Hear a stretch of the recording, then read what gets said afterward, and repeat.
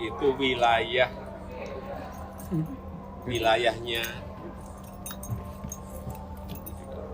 yudikatif, wilayahnya pengadilan. Kita tidak bisa ikut campur. Tetapi saya kira keputusan yang ada, saya melihat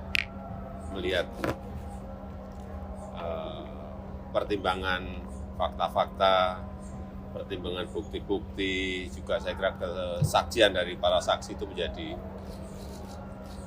penting dalam keputusan yang kemarin saya lihat. Tapi sekali lagi, kita tidak bisa memberikan komentar. Ya. Sudah cukup adil bagi putusannya, Pak? Itu sudah diputuskan. Kita harus menghormati, semuanya harus menghormati keputusan yang ada. Ya. Terima kasih, Pak. Katanya ketemu Pak dengan Pak Prabowo ini, Pak. Tiap hari ketemu Pak Prabowo. Terima kasih, Pak. Hari ini dengan Pak Erlangga. Ini ketemu dengan Pak Erlangga nggak ditanyakan. Tiap hari ketemu Terima kasih, Pak Pak. Erlangga, ketemu Pak Prabowo. Terima kasih, Pak.